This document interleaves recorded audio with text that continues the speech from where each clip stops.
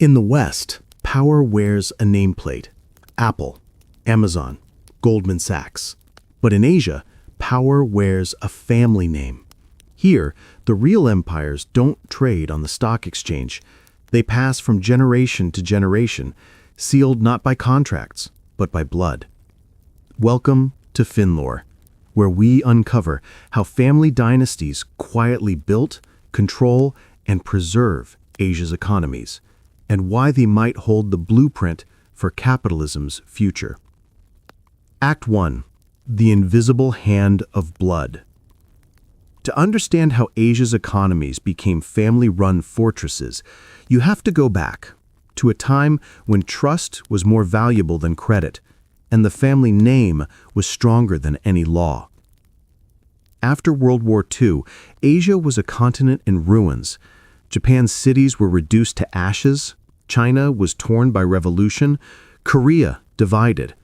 Across Southeast Asia, colonial powers were retreating, leaving behind chaos and opportunity in equal measure. Banks were scarce, markets were unstable, and paper money meant nothing if no one trusted the hand that issued it. So people turned inward, to their clans, their cousins, their kin. If you needed a loan, you didn't go to a bank. You went to your uncle. If you wanted to start a business, your brother-in-law became your investor. If someone betrayed that trust, it wasn't a legal dispute. It was a family disgrace that echoed for generations. And from these webs of loyalty, something extraordinary was born: a parallel economy, run not by institutions, but by families who became the institutions themselves. Act 2. The Patriarchs' Rise. By the 1950s and 60s, new patriarchs began to emerge, men who saw in Asia's broken economies not despair, but design space. In Japan, industrial families like Mitsui and Mitsubishi rebuilt from the ashes, forging alliances between banks, factories, and trading houses, the Keiretsu networks that still shape Japan's corporate DNA today. In South Korea, the government handpicked a few ambitious businessmen to lead the nation's reconstruction, creating conglomerates known as chaebols. Among them were names like Samsung, Hyundai, and LG, now household brands, then family experiments in survival. In Hong Kong, merchant clans like Li Ka-shing's Chung-Kung Group turned land, logistics, and luck into empires. In Indonesia and the Philippines, Chinese diaspora families built sprawling conglomerates that connected entire economies, from rice mills to telecom towers.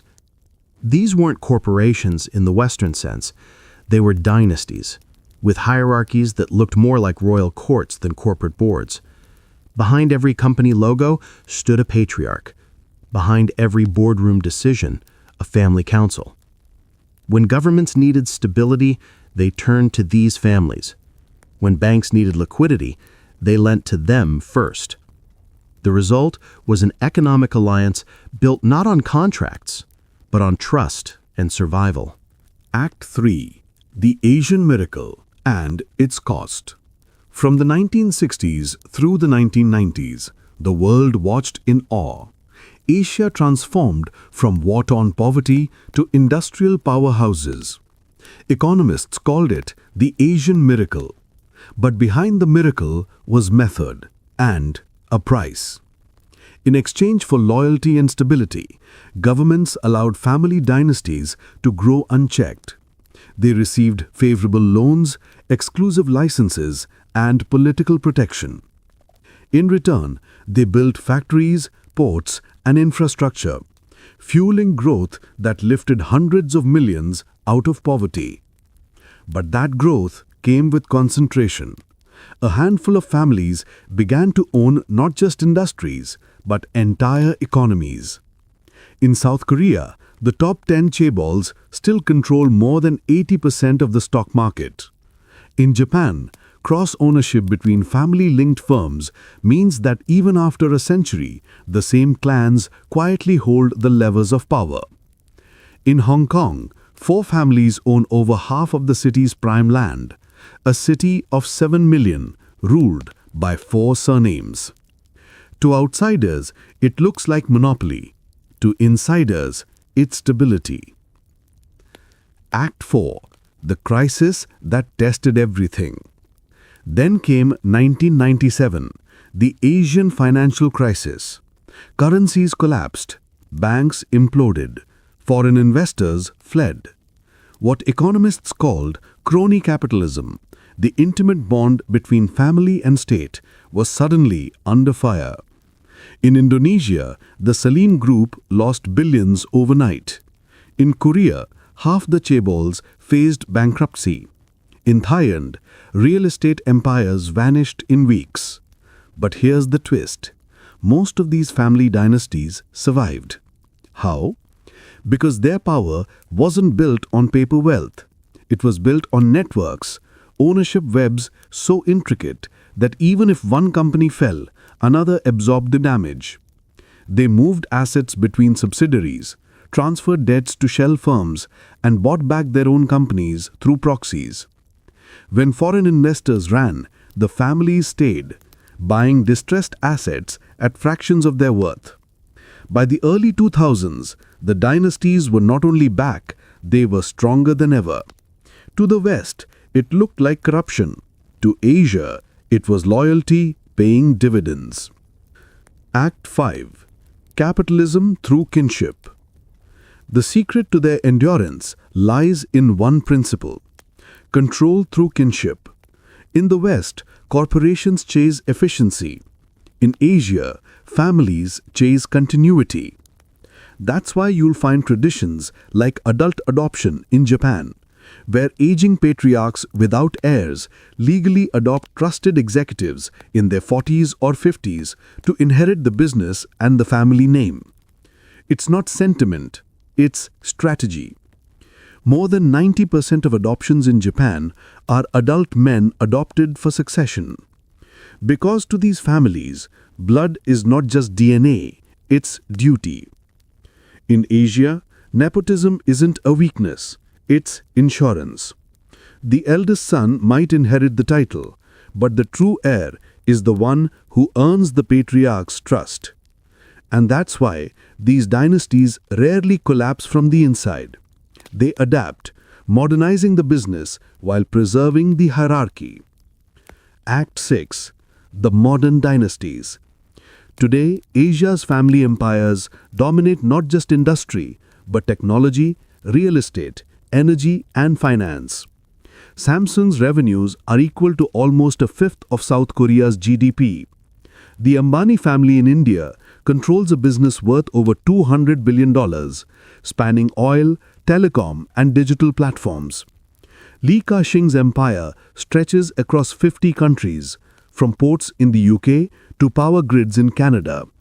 In Japan, the descendants of the old zaibatsu still sit quietly on corporate boards that shape the nation's economy. And unlike Silicon Valley billionaires, these families don't sell, they compound. Their power is measured not in headlines, but in inheritance. While Western CEOs change every 5 years, Asian patriarchs' portraits still hang in boardrooms decades after death, reminders that legacy here isn't just remembered, it's operational. Act 7. Beyond the balance sheet. To understand why this system endures, you have to see it not as corruption, but culture.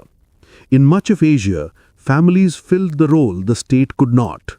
They provided jobs when governments couldn't. They built schools and hospitals before welfare existed. They became the safety net, and in doing so, became irreplaceable. Even today, governments and dynasties maintain a delicate balance. The state provides protection and regulation. The families provide growth and stability.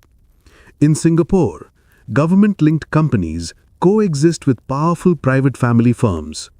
In Indonesia, conglomerates influence policy. In Hong Kong, property tycoons shape the skyline and politics. It's not always fair, but it works, because both sides understand one thing: loyalty outlasts legislation. Act 8. The future of family capitalism. Now, as the original patriarchs age, the question isn't whether family capitalism will survive, but what form it will take. Succession battles are erupting. At Samsung, heirs have faced prison, inheritance taxes, and public backlash. In Hong Kong, feuds between billionaire brothers spill into the courts. In Japan, mergers blur lineages until old surnames vanish. And yet, the structure remains unshaken. Even when one dynasty fractures, another rises quietly to replace it. Because Asia's model isn't about one family. It's about the idea of family as the ultimate financial institution. And as global inequality grows, that model is spreading far beyond Asia. In America, the Waltons, the Cox, and the Mars family mirror the same dynastic logic. In Europe, the Arnaults of LVMH have turned inheritance into empire.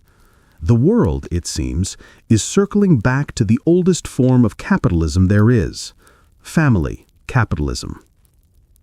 Act 9. The Moral Paradox. But there's a paradox at the heart of this story. Family dynasties create stability, yet they also entrench inequality.